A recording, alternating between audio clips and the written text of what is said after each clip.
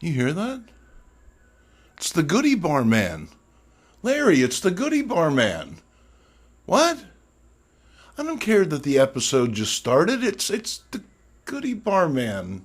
He's leaving, Larry. Larry, the Goodybar Man is leaving. Can I have 25 cents, Larry? Larry! Damn it. Sometimes it sucks being a grown-up. I can hear the Goodybar Man. He's right out there. I'd never make it in time, and after all, I don't have a quarter anyway. But, hey, welcome to Having a Drink with Mink. I'm your host, Jason Mink. I'm just sitting here, kind of sweating, taking my new action figure here out for a test flight. This is the Diamond Select Modern Thor figure. That is right. We've looked at the Diamond Select Thor before in the form of the classic Mego representation that Diamond had put out a while back. Now, included with this particular figure were two outfits. One of those outfits was for the Dr. Don Blake persona of Thor, and, I didn't really have any use for that. Decided to get a little creative with it, and so I made Dan here from Reanimator of Make a Note of It Dan fame, absolutely, because Herbert West always needs someone to gaslight, and, put him on a new Mego Star Trek body. Worked out pretty nicely. Still want to make some adjustments to him, but, otherwise pretty happy with him as a custom. I took the Don Blake head. What did I do with it? And I stuck it on this Star Trek body right here. And I gotta say, that really works for me. Sort of looks like a young Ted Knight, if you will. So I don't know. Ensign Knight. Let's see what happens. But, so I had the modern Thor costume left over, and so I figured, what the heck? And so I took a classic Mego body, and I got this guy all set up, and I gotta say, he looks pretty good. Absolutely. Right off the bat, what do we know about this figure? Well, he is based on the classic Mego's Super Knights chainmail suit. That's this shiny bit right here. And then we've got these faux accents here to emulate his contemporary look in the costumes. He's got cuffs. He's got a tunic with these big old buttons here, I guess because he's not very good at buttons otherwise. And then he has this harness here that allows him to carry his hammer, which is fantastic because, gosh knows, he doesn't hold it very well. You can get it into his hand, but has a tendency to fall out, especially in combat.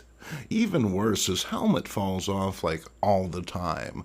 That is probably the greatest flaw of these DST figures, is when they designed them, they opted not to put the post in there that Mego had originally, and granted that created an unsightly orifice on the top of the figure's head, but nonetheless, it kept that helmet on as opposed to having it fall off all the time. But I put it on Godzilla earlier, and I thought, yeah, why not? Sure, in the spirit of this whole thing. Way more mans for $5 than just $3. We have this little representation of Thor from Spain from the early 1980s. This is a little PVC figurine. These guys are a lot of fun. There was a period in time where these were the only representations of Marvel figures that you could get before Toy Biz had picked up the license in, I think, 1986. So I had a few of these on my desk. And I do, again to this day. We'll put him right there. They got some kind of thing going on. I hope they work it out. And to cap things off on the Thor front, this is a custom based on the old Toy Biz Marvel Legends Thor figure. It was created one rainy day when I was just sitting around staring into the old parts box. I found this body and a red skull head, and I thought, I bet I could get that to fit on there. Well, the project just kind of took off at that point, and I transferred the Thor helmet and hair to this new figure after a lot of sanding, shaving, and cussing. I like him because he's understated. Unlike other Marvel zombies, he's not dripping blood or missing limbs. His decay is subtle and, when coupled with the Red Skull's expression, conveys a sense of creepy malevolence. Hey, it still freaks me out. All right, next up, this is Old Guys Who Like Old Comics, and I do have some old comics to show you, but first, a little bit of group art. That is right, you may have noticed the art scattered around the table, amidst the action figures, of course. This is Stephen Butler's version of Captain America, Eric Muller's Fantastic Spider-Man, John Bishop's Jonah Hex. These are just 3 examples of the fantastic art the group members have created. This week we're going to feature some of that group art right here on the channel. So, without further ado, Larry, can we hear the music?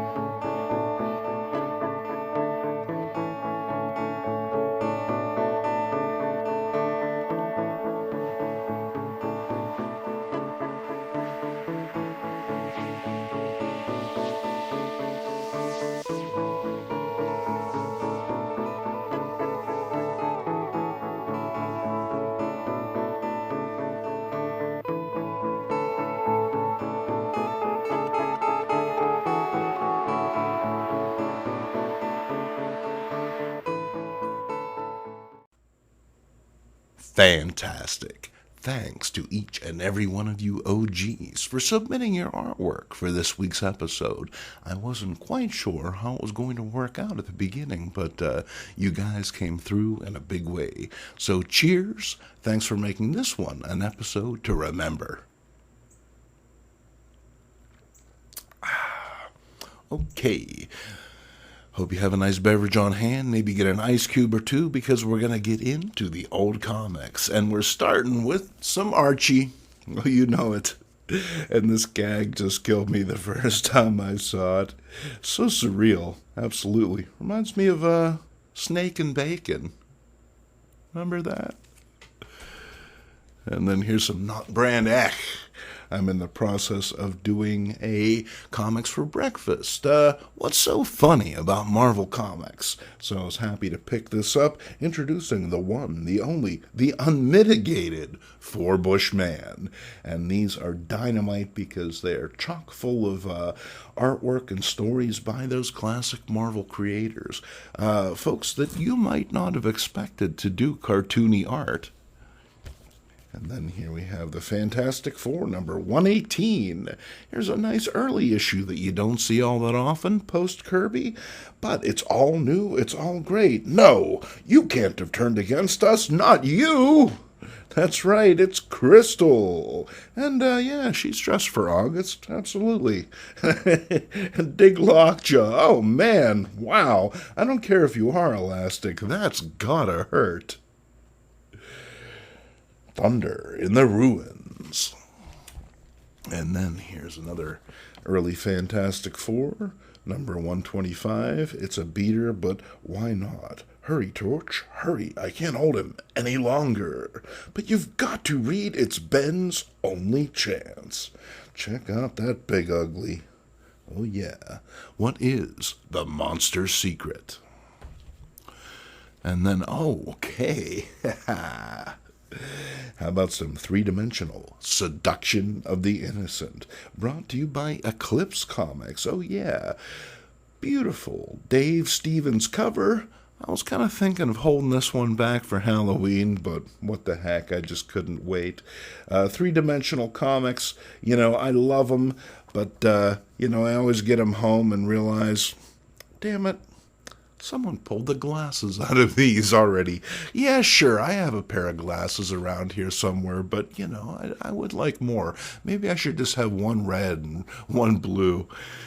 That'd make things a lot easier, let me tell you. And then here's Pure Images, number 5. And this is a book that we've talked about here before. Now, this is a wonderful little publication because it's chock full of articles about subjects that, well, I'm sure that you're very interested in. Ren and Stimpy. I mean, who doesn't love Ren and Stimpy? We're talking John Kay here, and then we got an interview with Bill Ray. You know it.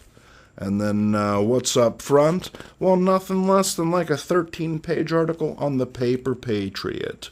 That's right, the patriotic hero as archetype, as envisioned by Simon and Kirby. Oh, yeah. And there's even, tucked in the middle, a little comic. If you like that sort of thing, these are Pure Images. Oh, yeah, they are. Absolutely. Well worth picking up. What a blast! And then here's an issue that got bumped from the last episode. I mean, time is a consideration in these things. It's The Adventures of Jerry Lewis. It's a nice early one, a 10-center no less. And Jerry, well, he's all fed up. Some magic book, phooey. All it does is make girls smaller. Hey, I think that Iggy Pop would be interested in that. And then here we have a nice little run of Rima, the Jungle Girl. That is right.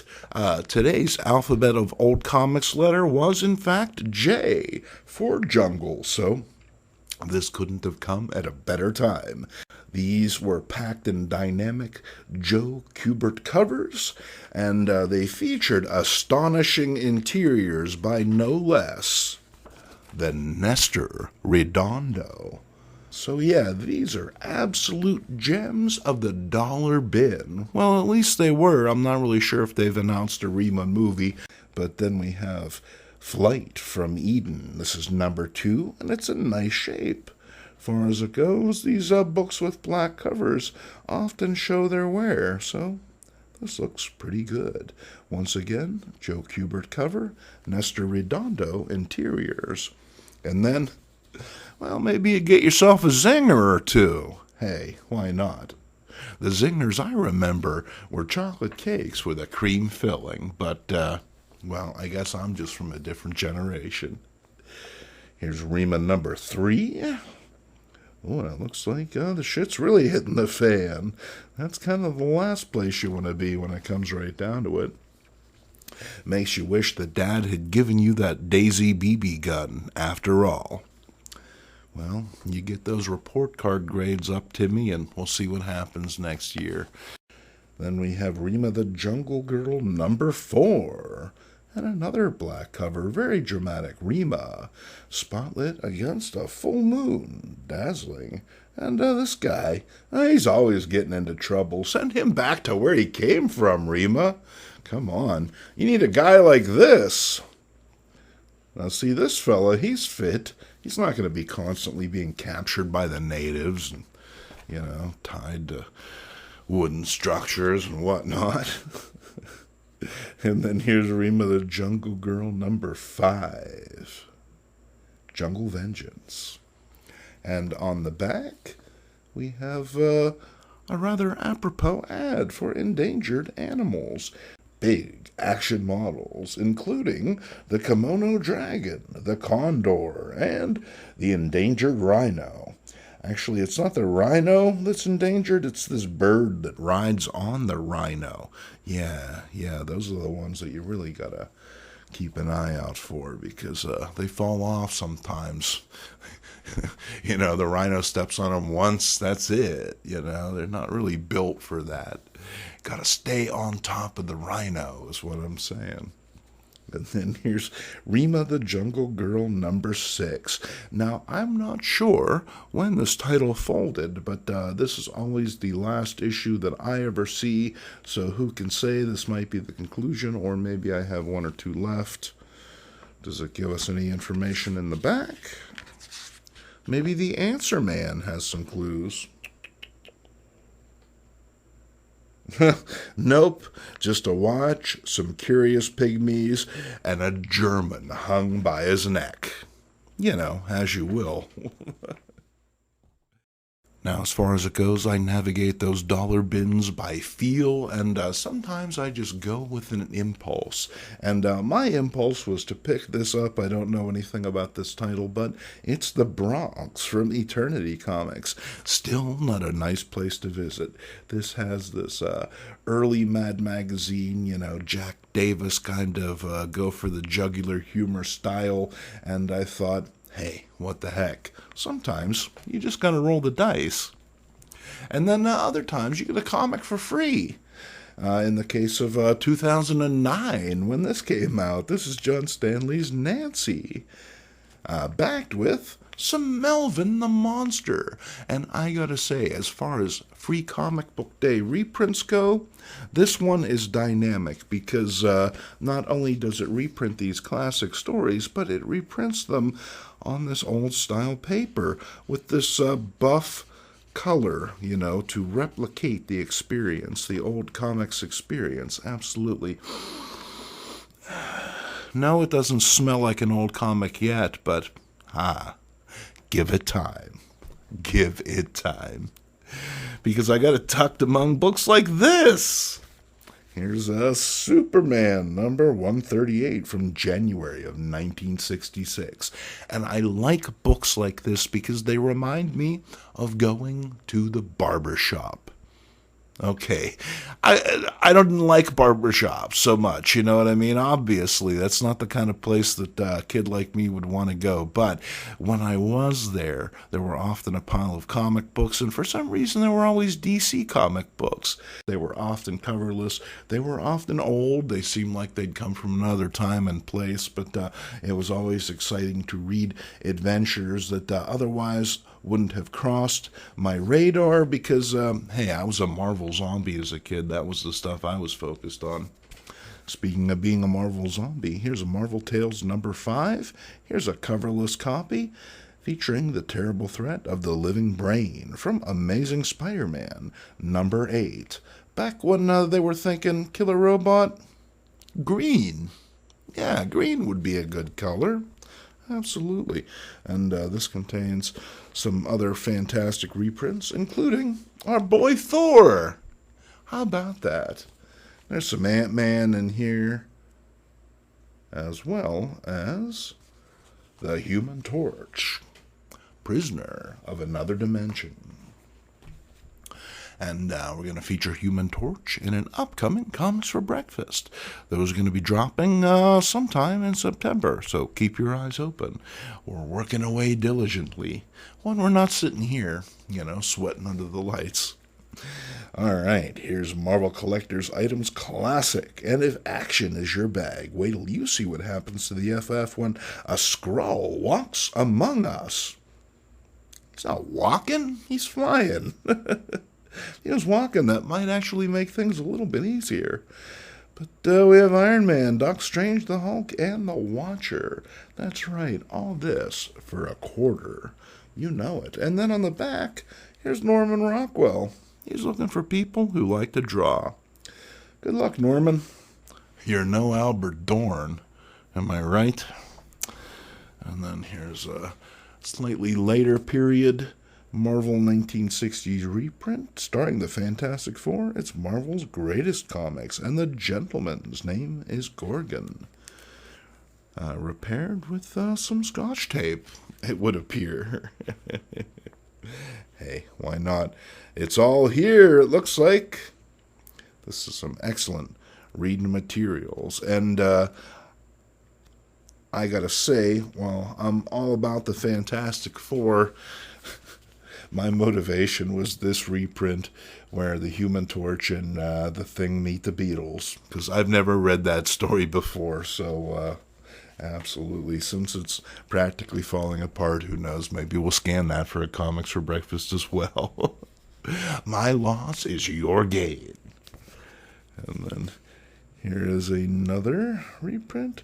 The fabulous FF actually invade another galaxy. Behold a distant star. And then, oh, okay. Now here's a book. Cheyenne by Dell, starring Ty Hardin as Bronco Lane. And I got to admit, thought this was Adam West. Hey, you would too. Put a Batman mask on this guy. You know, he's a spitting image. Absolutely. He was lost, and he followed a phantom somewhere on the ghost trail. Yes, he did. And as far as it goes, the interior's fairly uninspired. That's a Dell comic for you, but, hard to argue with those photo covers. Absolutely. Ty Hardin. Wonder whatever happened to him. And then we're moving into some pre-code horror territory. That is right. Here's Today You Die. And, well, heck, I can't tell you what the comic is because I lost a little slip of paper that went inside it. But I know that it's pre-code horror because romance comics don't have stories like It Won't Come Back Until Midnight. A very spooky affair. I'll put that information in the bottom of the screen for you, so dig that. A creepy zombie tale of revenge. Is there any other kind? And then, okay, now this is a coverless copy of Young Allies. It's also missing the first 2 or 3 wraps. But nonetheless, to have this book, to be able to read it in its original form, pretty astonishing, I gotta say. Remarkable artwork, dazzling colors, and then you even have a bonus feature in the form of Tommy Time. Next up, it's a little pre-code Harvey horror. Harvey Comics, you might be saying to yourself, why, aren't they the ones who do Richie Rich and Casper the Friendly Ghost? Well, yeah, sure, but back in the 1950s, well, they would plunge you directly into the Chamber of Chills. What do you get for your dime? How about the Jelly Death, Black Knights of Evil, and the Dungeon of Doom? You know it. Dungeon of Doom, not just a weird club in the Strip District, only open for 3 hours on Sunday nights. So I've been told. Then here's Chamber of Chills, number 15, with thrillers like The Vengeful Corpse, The Living Mummy, and Nightmare, featuring Goo. That is right. Unlike characters you could copyright, like the Creature of the Black Lagoon, or the Metaluna Mutant for This Island Earth, Goo was anybody's character as far as it goes. It was completely up for grabs. Harvey leaned into it. And I've already covered these books on a future Halloween-based Comics for Breakfast, so look for that in the next few months. This is number 20, featuring some artwork by Howard Nostrand. Oh, yeah. And when my voice goes up like that, you know I'm excited. Howard is one of my favorite artists, and I didn't even realize he had work in this comic, so it was an absolute delight. Just one of the many unexpected thrills you'll find in the Chamber of Chills. And on the back, it's the new way to enjoy sports, movies, plays, television. And if you're a big Thomas Dolby, She Blinded Me with Science cosplay fan, well, you're going to want to get a pair of these. Absolutely, for $1.98. Can't go wrong. I mean, look at these folks. They know the score. And then here's some more Harvey horror in the form of Tomb of Terror number 6. And then, in what is most assuredly the crown jewel of our finds of the week, why, it's Tippy Teen number 24. You know I'm bonkers for those teen humor comics, and Tower brought us some of the best in the form of Tippy and her friends Go-Go and Animal. These are great books, a lot of fun if you like the teen humor genre. These are fast, breezy, bright stories by the creators of the Archie comics, just working on the sly, you know what I'm saying? Keep it under your hat. Let's not spoil it, but this is number 24 from late in the run. You don't see these all too often, so happy to add that to the archive. And then, speaking of Archie, we have Archie's Pals and Gals. This is number 13 for summer. And Archie having a little bit of trouble at the pump. Oh, I hear that, son. I hear that. And this is the big summer issue, chock full of new stories. That's right, these weren't reprints at the time. These were all new stories. Definitely getting your quarter's worth. And then we're going to finish things off with this. Now, Christmas is one of those holidays that doesn't mean as much as it used to. I have to admit, the older I get, the further it gets in my rearview mirror. But a book like this, well, it brings back a little bit of that Christmas magic. It's Archie's Christmas Stocking, number 5. And these books are fun because I can kick back and, get a sense of what it was like back in the day. Enjoy the Riverdale teens up to their usual antics. All my favorite creators doing what they do best within the context of that most magical of holidays. So you know it. I'll be saving this one for December. And maybe in the meantime, while I'll send away for some Cloverine salve, I'll get myself some swell prizes for Under the Tree. Okay, well, that would seem to be it. Thank you for joining us for this off-the-cuff issue of Having a Drink with Mink. Absolutely. It's been great to have you here, and we'll do it again real soon. Absolutely. Until next time, cheers.